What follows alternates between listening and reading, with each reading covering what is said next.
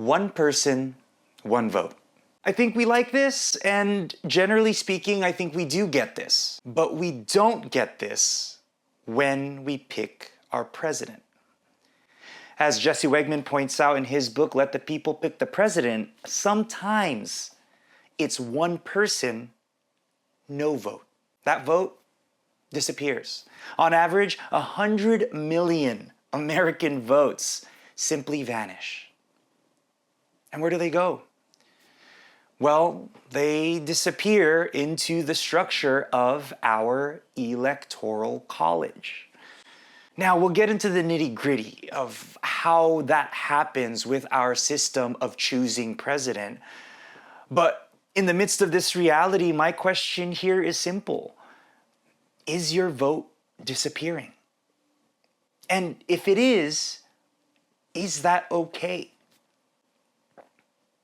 If it's not okay, what's our alternative? Well, the answer to that question is pretty simple. We just count every single vote, and whoever gets the most wins. Most advanced democracies in the world follow that system. And it's pretty unique here in the United States, where someone who loses the popular vote, someone who gets less votes than the other person, can still become the president. So how is it that we've come to select our president this way? How is it that a loser can still become a winner? Well, Jesse Wegman, he goes through a lot of the history of how the Electoral College was formed and how it stands today. But I guess we should start with some baseline. How does the Electoral College work? Why does it exist in the first place? Well, we can go back to its roots. Something that you may have heard of before, and it's that the Founding Fathers, who so many people like to talk about these days, they essentially had decided maybe we shouldn't let the people pick the president. Maybe we should have a small group of what Alexander Hamilton called small group of the most enlightened and learned men. And they're the ones that should pick the president. In this case, it's not one person, one vote. It's some people, one vote. It's a small group of people, one vote. And why? Why not let the average person select the president as well? Well, at its origins, think about buggy cars or horse travel, world without electricity, world without internet. We were concerned that the average citizen wouldn't have access to reliable information and therefore would be susceptible to a smooth talker, or what they called a charlatan, who would be so suave and convincing that even though he, at the time, would not be fit for president, could still convince the average voter that they should vote for him. And that's the origins of why we have an electoral system. A system in which not every person gets to pick the president, only a select few. What is an electoral vote anyway? Why is it that there are only a select number of votes instead of the vote for every citizen? Well, the Electoral College is simply this. Each state gets a select number of votes for president. And we should be clear about something. Every time you vote for president in November elections, you're actually not voting for the president. You're voting for electors who will then go on to vote for president. It's an interesting system, but this is what representative democracy was designed to be back in 1787 or whatever. So how many electors are there?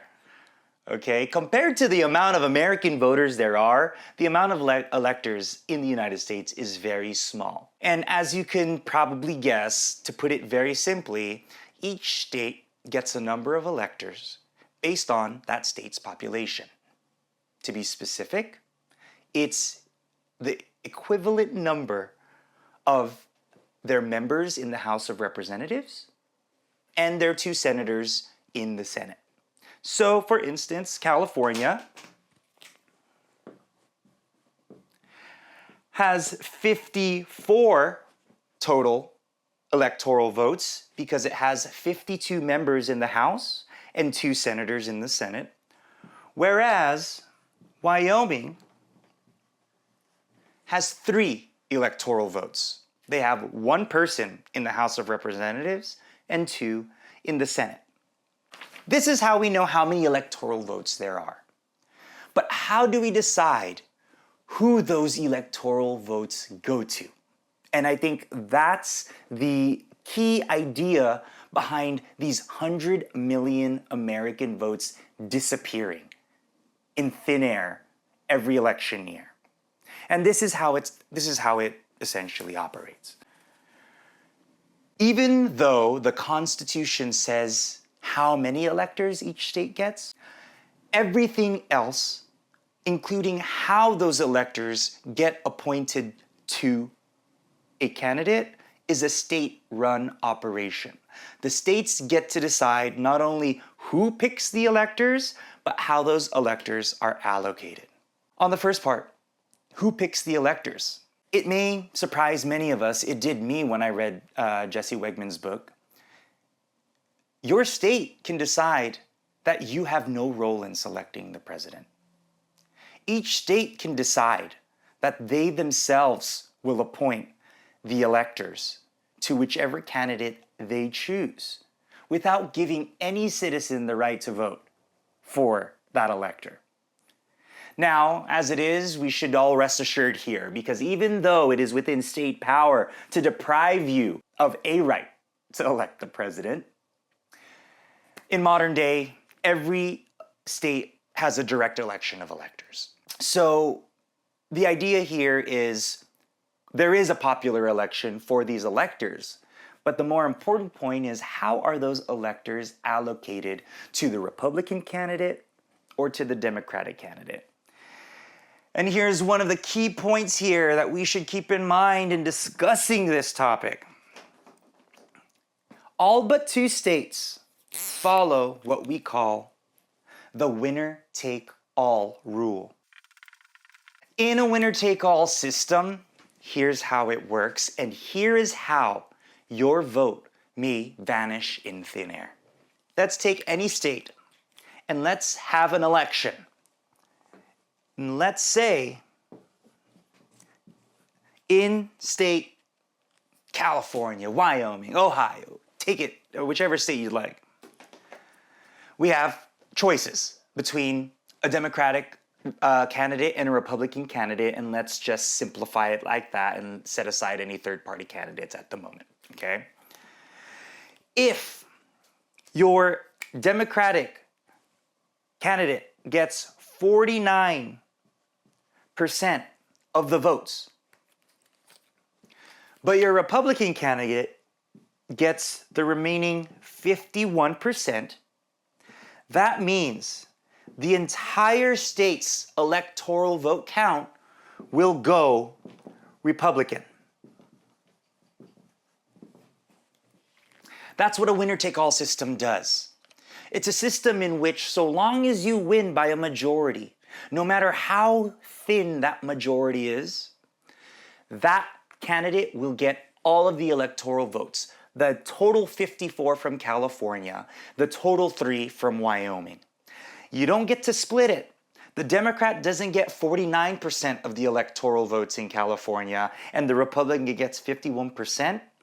Because of that thin majority, every single vote becomes a Republican vote. And this is what we mean when we say that in the 2016 election, a vote for Donald Trump in California becomes a vote for Hillary Clinton in the California Democratic stronghold. Or how a vote for Hillary Clinton in Texas automatically becomes a vote for Donald Trump, who will get all of the electoral votes in the Republican-dominated state of Texas. It's not only a matter of your vote disappearing, it's a matter of your vote going to the opposite candidate who you were trying to not have voted into office. And we could pause here. Given that winner-take-all rules the day, and the Constitution allows this because the Constitution says how many electors each state has, but tells the states you can allocate them however you want. The question becomes, are we okay with this? Are we okay with the Trump vote completely disappearing in California, or a Clinton or Biden vote completely disappearing in the state of Texas? Again, 100 million votes become susceptible to this glitch, if we may, in the Electoral College, in what one writer calls the land of the ignored. Jesse Wegman points out a lot of the history. And what he does point out is the founding fathers, even though many of them were on board when this thing was created, when it actually came to play out election after 1796 or whatever year it was that they passed the Constitution, it became clear to people such as James Madison and Alexander Hamilton that winner take all was not good for American democracy. And in fact, James Madison, who is famous for having literally written the text of the Constitution, wanted a constitutional amendment which would abolish this practice.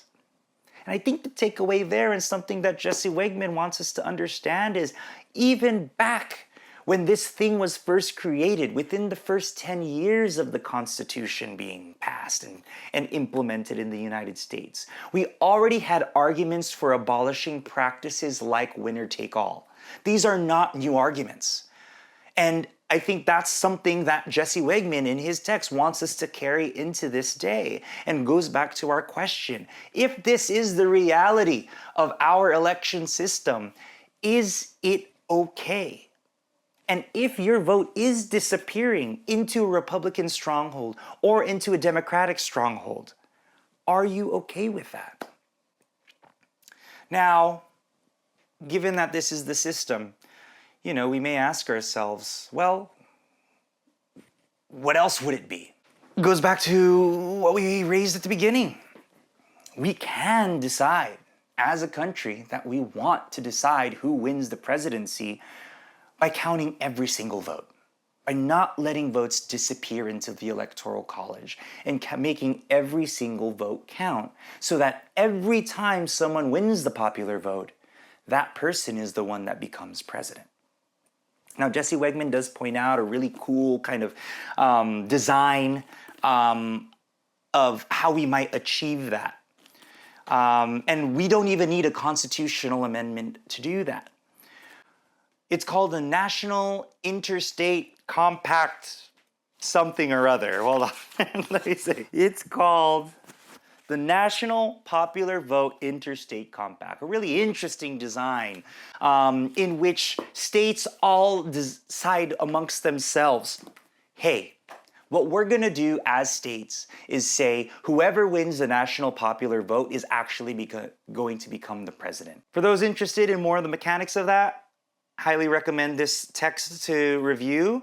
But if I were to just leave you with one point, one takeaway that this book is trying to communicate, and the cover design itself, I think, is trying to communicate this, is do not let winner take all fool you.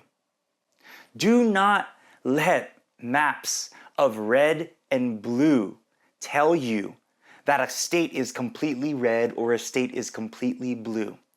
Because in our example here, as much as there were 49% in that state that voted blue, it all ended up looking red on a map. One quote that I'll share with you that speaks to the issue with how we select our president, largely through the winner-take-all system, is from Missouri Senator Thomas Hart Benton. I love how he put it, and he says, "To lose their votes is the fate of all minorities, even if that minority is only by a small percent. And it is that minority's duty to submit. But this is not a case of votes lost, but votes taken away, added to those of the majority, and given to a person to whom the minority is opposed. Winner-take-all rules harm the country by segregating the states, drawing them up against one another like hostile ships in battle. This alienates the states from each other and fills them with hostile feelings. There's one takeaway that I think Jesse Wegman wants us to remember as we continue on in our constitutional experiment that we call America. It's that we are not states of red and blue. We are seas of purple. There are Republicans in California. There are Democrats in Texas. And those voices deserve to be heard just the same. Those voices deserve not to disappear into the design of the Electoral College, where 100 million American voters are part of the land of the ignored. We are a sea of purple, Jesse Wegman wants us to remember. And that, I'd say, is something worth remembering in the coming years to come. Thank you, and good night.